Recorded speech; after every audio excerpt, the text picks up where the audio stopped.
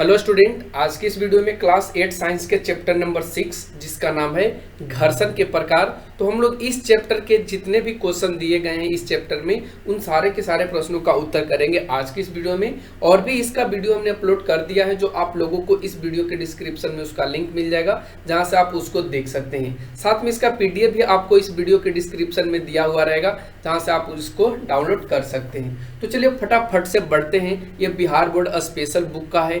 तो ये आपका क्वेश्चन रहा स्क्रीन पे, जिसमें कहता है कि वो कौन सा बल है जो गतिशील गेंद की गति को मंद करता है। मंद कहने का मतलब वो धीमे धीमे कम करता है। वो कौन सा बल है? तो इस प्रश्न का राइट आंसर हो जाएगा घर्षण बल। आपको बता दें कि घर्षण बल वो बल होता है जो गतिशील वस्तु के सामने या गतिशील वस्तु को क्या करता है, अवरोध उत्पन्न करता है। और जो अवरोध उत्पन्न करने की क्षमता है उसी को हम लोग घर्षण बल कहते हैं। जैसे कि एक गेंद चल रही है, गतिशील गेंद है, और इस गेंद को गति में इसके गति को कम कर रहा है, तो जो गति को कम कर रहा है उसी को हम लोग घर्षण बल कहते हैं। ठीक है, तो ये चीज आपको समझ में आया होगा। अब बढ़ते आगे क्वेश्चन नंबर 2, जिसमें कहता है कि घर्षण बल क्या है। तो जो हमने अभी आपको बताया वही चीज तो घर्षण बल है। तो उत्तर में आपको लिख देना है वैसे ही कि दो सतहों के बीच रगड़ से उत्पन्न होने वाले बल को घर्षण बल कहा जाता है। जैसे कि गाड़ी का दौड़ना, पैदल चलना, ये सभी घर्षण बल के उदाहरण है। क्योंकि ये जब हम लोग पैदल चलते हैं तो हमारे पांव और जमीन के बीच एक बल कार्य करता है, और ये बल कौन सा होता है? घर्षण बल। क्यों? क्योंकि हमारे पैर और जमीन के बीच रगड़ होकर के हम लोग आगे की ओर बढ़ते हैं, उसको घिस करके आगे की ओर बढ़ते हैं, तभी तो जो चप्पल है ना वो घिस जाता है, टायर है वो घिस जाता है। तो यही रीजन होता है और यही कारण के वजह से घर्षण बल क्या होता है, अवरोध उत्पन्न करता भी है। अगला क्वेश्चन आता है क्वेश्चन नंबर 3, जिसमें कहता है कि स्थैतिक घर्षण तथा सर्पी घर्षण में अंतर बताइए। यानी यहाँ पे इसका दो प्रकार है। एक प्रकार है स्थैतिक घर्षण और सेकंड आपका प्रकार है सर्पी घर्षण। तो स्थैतिक घर्षण कहने का मतलब होता है कि ये स्थित वस्तु से रिलेटेड है, और जो सर्पी घर्षण है वो गतिशील वस्तु से संबंधित है। ठीक है, तो इन्हीं वजह से इनका नाम दिया गया स्थैतिक घर्षण और सर्पी घर्षण। तो इसका उत्तर हो जाएगा कि स्थैतिक घर्षण तथा सर्पी घर्षण में निम्नलिखित अंतर है। जैसे कि अगर हम लोग स्थैतिक घर्षण समझने की बात करें तो इसको हम लोग कहते हैं कि जब किसी वस्तु को विराम से गति के अवस्था में लाने के लिए जिस बल से प्रयास करते हैं या जिस बल से प्रयास किया जाता है उसी को घर्षण बल कहा जाता है। जैसे एग्जाम्पल के रूप में मान लीजिए यहाँ पे बहुत बड़ा पत्थर रखा हुआ है, और ये पत्थर क्या है? रुका हुआ है, स्थिर है। तो इस पर इसको खिसकाने के लिए हम लोग एक बल का इस्तेमाल करेंगे, और इस बल का इस पत्थर पर जैसे ही प्रभाव पड़ेगा तो ये पत्थर घिसकना स्टार्ट कर देगा। तो घिसकने में जितना बल का इस्तेमाल हुआ उसी को हम लोग स्थैतिक घर्षण बल के नाम से जानते हैं। तो उम्मीद करते हैं आपको ये चीज समझ में आया होगा। अब हम लोग सर्पी घर्षण को समझते हैं। तो सर्पी घर्षण क्या होता है कि जब वस्तु किसी सतह पर त्वरित गति से सरकना आरंभ कर देती है तो उस समय दोनों के पृष्ठों के बीच कार्य करने वाले घर्षण को सर्पी घर्षण के नाम से जानते हैं या उसे कहते हैं। इसको अब समझते हैं। जैसे मान लीजिए कि आपके पास एक कोई ठेला है। ठीक है, एक क्या है? आपके पास ठेला है। ठीक है, और इस ठेला को सरकने में, या मान लीजिए कि ये ऊंचाई से सरक रहा है, तो ऊंचाई से जब ये सरक रहा है या ऊंचाई से वो नीचे की ओर जा रहा है, तो इस कंडीशन में इस सतह पर, यानी जिस सतह पर ये चल रही है और जिस सतह से ये टकरा रही है, इसका जो चक्का व्हील, तो इन दोनों के बीच जो लगने वाला बल होता है उसी को हम लोग कहते हैं सर्पी घर्षण बल या सर्पी घर्षण।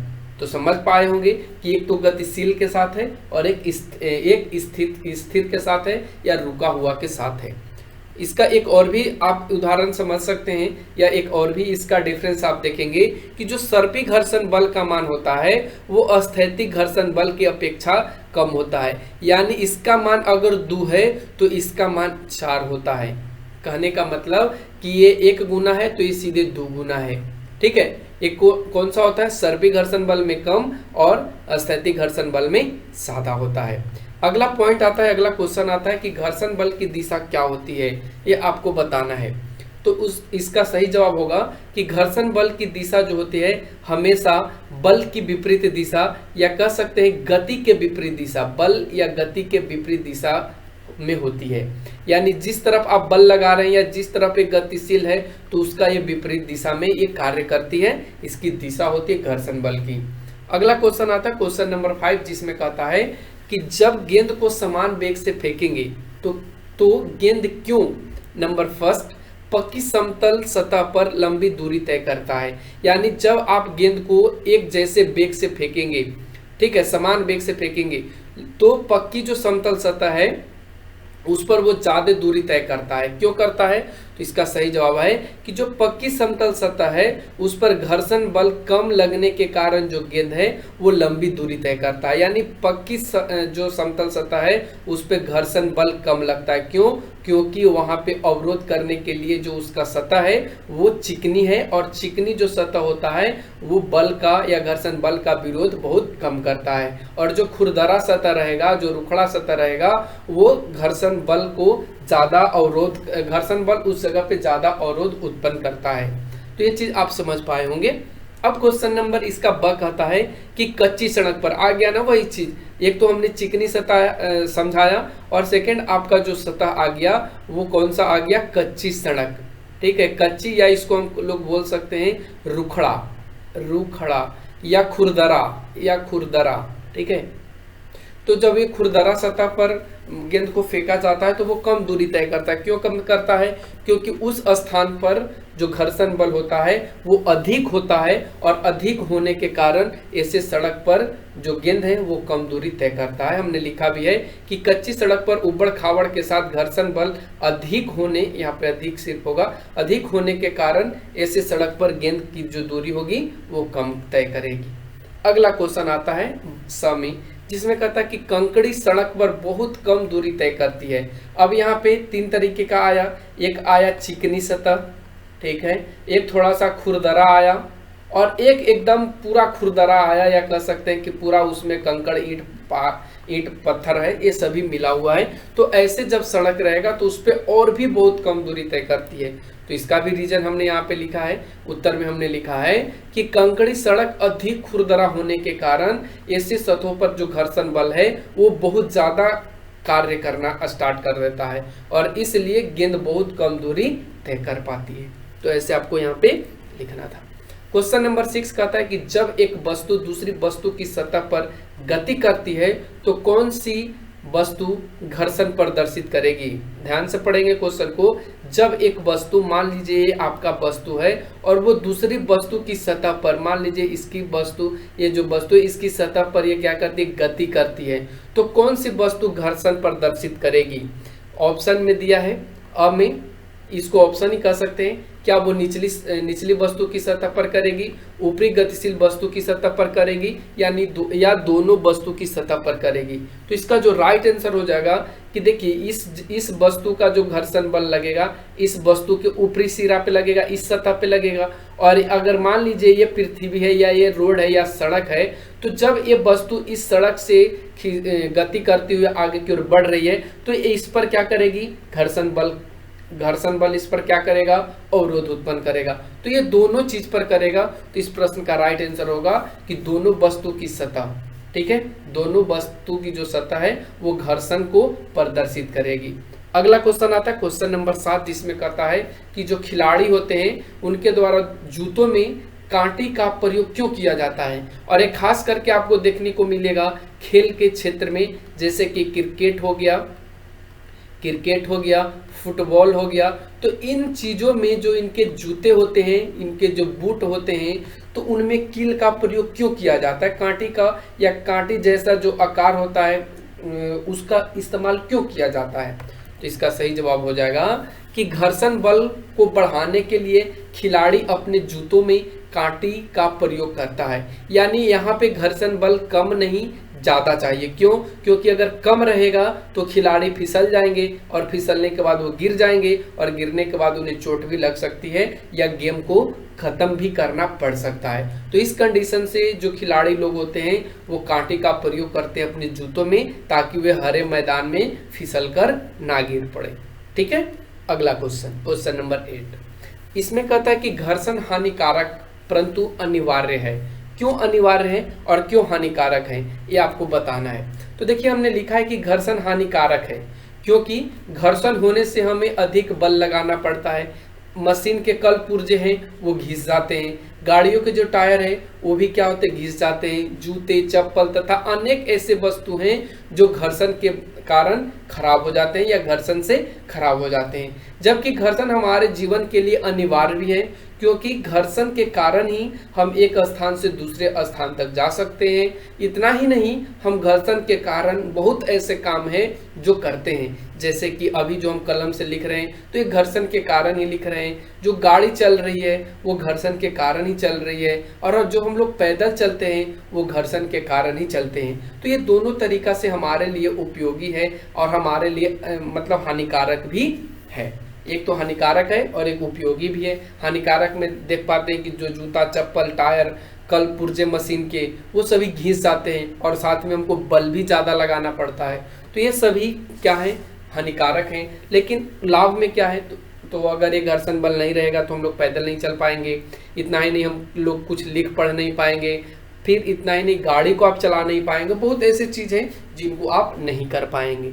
ठीक है, क्वेश्चन नंबर अब आता है 9। क्वेश्चन नंबर 9 बहुत ज़्यादा इंपॉर्टेंट है और आपके चैप्टर में तो इसका कोई जिक्र नहीं है, लेकिन थोड़ा बहुत जिक्र किया है, उसी से समझ के आपको आंसर लिखना है। तो कहता है कि धारा रेखीय आकृति से क्या समझते हैं। जो धारा रेखीय आकृति है उसको से आप क्या समझते हैं। हवाई जहाज की आकृति या नाव जहाज को विशेष आकृति क्यों प्रदान की जाती है। तो सबसे पहले जो हम लोग क्वेश्चन का आंसर करेंगे वो ये करेंगे कि धारा रेखीय आकृति होता क्या है। तो हमने देखिए लिखा है कि धारा रेखीय जो आकृति होता है एक वैसे विशेष आकृति होती है जिसके माध्यम से तरल पदार्थ की बात करें तो यहाँ पे गैस और द्रव हो सकता है। ठीक है, गैस और द्रव होगा यहाँ पे। तो तरल पदार्थ में गति करने वाले वस्तु के बीच घर्षण बल को कम किया जाता है। यानी धारा रेखीय आकृति क्या होता है, तो ये घर्षण बल को कम करने के लिए कोई भी वस्तु की जो आकृति है उसको धारा रेखीय दी जाती है। इतना ही नहीं, जो मछली का शरीर भी होता है वो भी धारा रेखीय ही होता है। क्यों होता है, क्योंकि उनके शरीर के द्वारा और उस पानी में जिस जगह पे वो रहते हैं, यानी जो पानी में रहते हैं, तो उनमें अवरोध कम उत्पन्न हो और मछलियों को ज़्यादा बल लगाना ना पड़े और वो आसानी से इधर उधर जा सके। इसलिए उनका जो शरीर भी होता है वो क्या किस रूप में बना होता है, धारा रेखीय रूप में बना होता है। अगर आपसे ये भी कोई लोग पूछ ले कि बताओ मछली का जो शरीर है धारा रेखीय क्यों बना होता है, तो आप उसका जवाब इस तरीके से भी दे सकते हैं। अब इसका कारण क्या है कि जो हवाई जहाज है या नाव है उनका विशेष आकृति क्यों दिया जाता है। तो हमने लिखा है कि हवाई जहाज या नाव जहाज को विशेष आकृति इसलिए दी जाती है कि तरल पदार्थ में भी घर्षण बल कार्य करता है जो इन वस्तुओं को गति करने में अवरोध उत्पन्न करता है, और इन अवरोधों या घर्षणों को कम करने के लिए इन्हें विशेष आकृति प्रदान की जाती है। तो आप समझ पाए होंगे इस क्वेश्चन के आंसर को। आप लोग इस तरीके से आंसर को लिख लेंगे। अगला जो आता है वो खाली स्थान को भरने वाला है। खाली जगह को आपको भरना है। जैसे कि आपसे कहा है यहाँ पे कि घर्षण वह बल है जो गति का खाली जगह करता है। तो ये गति का क्या करता है बच्चों, अवरोध उत्पन्न करता है। तो यहाँ पे आपको अवरोध भर देना है। फिर उसके बाद ब में कहता है कि चिकनी सतह की अपेक्षा जो रुखड़ी सतह है घर्षण उत्पन्न करती है। तो जो चिकनी सतह है वो बहुत कम करती है रुखड़ी सतह के अपेक्षा। तो यहाँ पे आप क्या लिखेंगे, अधिक घर्षण उत्पन्न करती है। ठीक है, फिर उसके बाद कहता है कि कैरम बोर्ड पर पाउडर के प्रयोग से घर्षण खाली जगह हो जाता है। तो कैरम बोर्ड पर जब पाउडर का हम लोग उपयोग करते हैं तो घर्षण बल कम हो जाता है, और घर्षण बल कम होने के कारण ही जो उसका गोटी है या जो स्ट्राइकर है वो जिस तरीके से इधर उधर भागता है, इधर उधर वो मतलब करते रहता है। फिर उसके बाद द में कहता है कि तरल घर्षण को खाली जगह कहते हैं। तो तरल जो घर्षण है उसको एक और नाम से जाना जाता है और उसका नाम है कर्षण। ठीक है, तो तरल घर्षण को कर्षण भी कहते हैं। यह में कहता है कि हवाई जहाज की आकृति होती है। तो हवाई जहाज की जो आकृति होती है वो कैसी होती है, धारा रेखीय होती है। ठीक है, तो आपको यहाँ पे लिख देना है कि हवाई जहाज की जो आकृति होती है वो धारा रेखीय होती है, जिसमें हवा के कारण घर्षण कम हो जाता है। ठीक है, अगला क्वेश्चन आता है जो आज का आखिरी है, 11 नंबर क्वेश्चन। इसमें नीचे कुछ कथन दिए गए हैं, इसमें आपको सत्य और असत्य को चुनना है। जैसे फर्स्ट में कहता है कि जब किसी गेंद को किक करते हैं तो सदा के लिए लुढ़कती रहती है, तो ये बिल्कुल यहाँ पे आपका क्या है, असत्य है।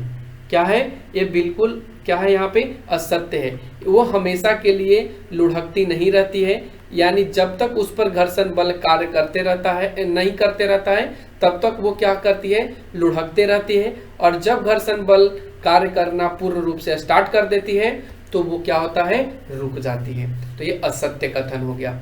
फिर उसके बाद ब में देखिए कहता है कि घर्षण के कारण ऊष्मा उत्पन्न होती है, तो ये बिल्कुल सत्य बात है। ऊष्मा के मतलब यहाँ पे हीट उत्पन्न होता है। जैसे अपने हाथ के हथेली को अगर आप रगड़ते हैं तो यहाँ पे घर्षण बल कार्य करता है, और घर्षण बल के साथ आपकी जो हाथ की हथेली है वो भी क्या हो जाती है, गर्म हो जाती है। तो ये गर्म होने का मतलब है कि ये ऊष्मा का क्या करती है, ऊष्मा ऊर्जा का क्या करती है, उत्पन्न करती है। फिर उसके बाद स कहता है कि वस्तु के भार पर घर्षण का मान निर्भर करता है। तो वस्तु के मान पर घर्षण का मान जो है वो बिल्कुल निर्भर करता है। जैसे कि अगर आप ट्रक को धक्का दे रहे हैं और एक आप गेंद को धक्का दे रहे हैं, तो दोनों में जिसका द्रव्यमान अधिक है, जिसका भार ज़्यादा है, उसमें आपको ज़्यादा बल का इस्तेमाल करना पड़ेगा, और जिसका भार कम है उसमें आपको कम बल का इस्तेमाल करना पड़ेगा। तो ये बिल्कुल आपका कथन सत्य है। फिर उसके बाद कहता है द में कि अस्नेहक के प्रयोग से घर्षण का मान घट जाता है। अस्नेहक का मतलब यहाँ पे किसी भी तरीके का पाउडर वगैरह हो, ठीक है, किसी तरीके का पाउडर हो, या यहाँ पे ग्रीस हो, ठीक है, ग्रीस हो, या और भी लिक्विड पदार्थ हो जिनसे घर्षण का जो मान है उससे घट जाता है। तो देखिए जब हम लोग इनका इस्तेमाल करते हैं, पाउडर का, ग्रीस वगैरह का, तो यहाँ पे घर्षण बल क्या हो जाता है, बिल्कुल कम हो जाता है और फिसलन अधिक हो जाता है। तो इसलिए ये भी कथन आपका सत्य है। तो इस तरीके से हमने इस चैप्टर के जितने भी क्वेश्चन थे उसको हमने सोल्व कर लिया। आप लोगों को ये वीडियो कैसा आया, अगर पसंद आया तो वीडियो को लाइक जरूर कीजिएगा और अपने दोस्तों के पास भी शेयर कीजिएगा। तो आज के लिए बस इतना ही। Thanks for watching, take care, bye bye.